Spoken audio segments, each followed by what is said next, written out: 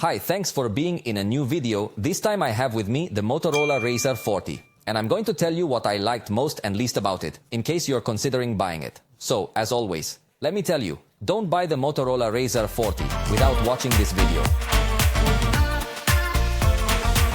Let's consider its launch price, which in Mexico was 16,999 pesos. On the screen you see the reference price in dollars, but remember that the prices here are not the same as there. Also remember that I have available the complete video review where I tell you all the details about it. This video will only be a quick summary of what I like the most and the least.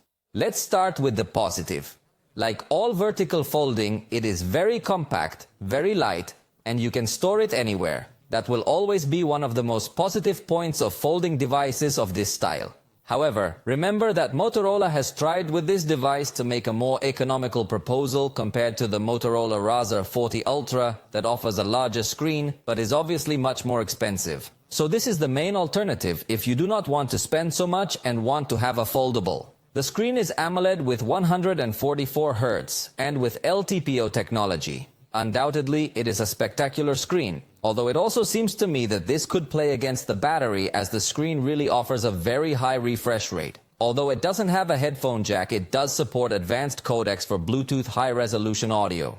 So, it brings support for SBC, AAC, aptX, adaptive, and LHDC in both version 3 and version 4. So you can definitely buy headphones that have some of these advanced codecs to have a high-quality wireless audio experience, unlike other devices that even at this price, which is not a low price, offer you lower quality wireless audio. The front camera takes good backlit selfies. In fact, you can also take selfies with the rear cameras. So the overall selfie experience, I think, is extremely advanced because in this price range, on traditional devices, the front camera is not as advanced as the rear camera. And in this case, it's something very similar, but it's much easier for you to take a picture with the rear camera because you can see through the little screen more or less the framing.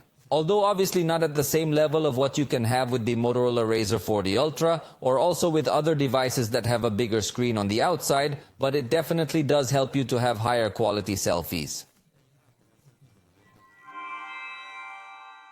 The night vision mode is very good for night photography. It really manages to give a picture with good color, good contrast, and good level of detail, even in dimly lit environments. In addition, the ultra-wide camera has autofocus. This means that it can also be used for macro photography. And this is something that, for example, we don't even see in the Galaxy Z Flip 5, which is a foldable of this style, but much more expensive. So that's why it stands out that this camera is this versatile. In backlit video recording, it is also very remarkable. In fact, I liked it better than the result offered by the Motorola RAZR 40 Ultra. With that, you realize that the recording really is of a very good level, balancing lights and shadows well. In addition, it comes with Ready For, so that by connecting it to an external monitor, you have a windowed interface. This can give you much more versatility when working, if you have multiple documents open or multiple web pages. This feature definitely enhances the experience. Also, remember that you could connect the keyboard and mouse wirelessly and work as if it were a computer.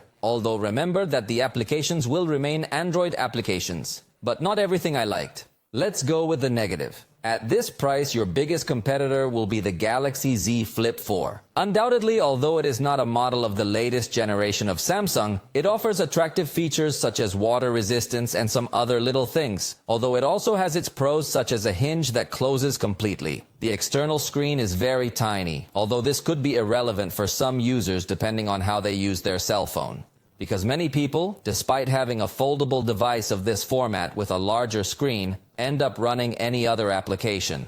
So if you want a foldable but don't want to spend that much, obviously this device cuts the budget by integrating a much smaller screen, but if you're not really going to take advantage of the large external screen, I think this is a good option. The portrait mode for selfies doesn't really work very well, as it doesn't keep in focus the objects that are around us with the same distance. But curiously, when you unfold the device and use the portrait mode, it does focus on those objects. So this could be fixed with an update that we expect Motorola to release soon. The ultra-wide camera does not record at 60 frames per second.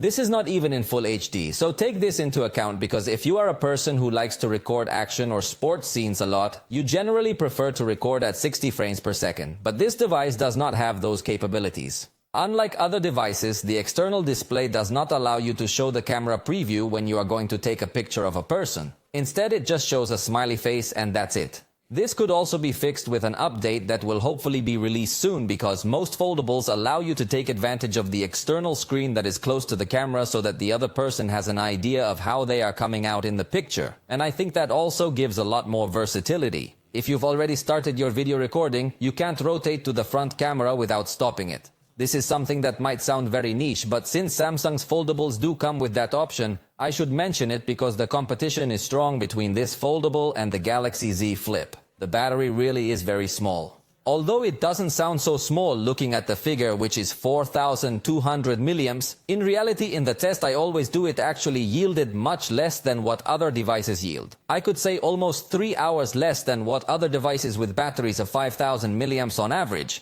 So it really is an experience that is not going to be positive, and you are constantly going to have to be plugging it into the charger. Its proximity sensor is virtual. This may not be noticed by many people, but there are others who do have some problems depending on how they use their device, as the proximity sensor actually relies on some sounds that bounce off your ear to be enabled.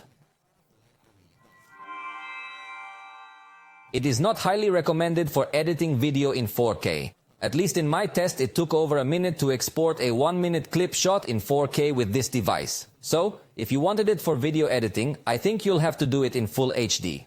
And lastly, in gaming, it gets very hot. It is not a device that has enough space to integrate multiple layers of cooling or something like that, and therefore I would not recommend it if your priority is to play in very high resolutions or qualities. It will be advisable to adapt the resolution and quality so that the device does not get to heat up so much and give you a smoother gaming experience.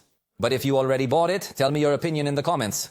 Possibly other people who are considering buying this device are going to enter this video and read your experience as well. So tell us absolutely everything. Have you had a good experience? Has it failed or not failed you? Because for the moment we have reached the end of this video. I hope you liked it. If you did, you know you can tell us about it, and we'll see you next time.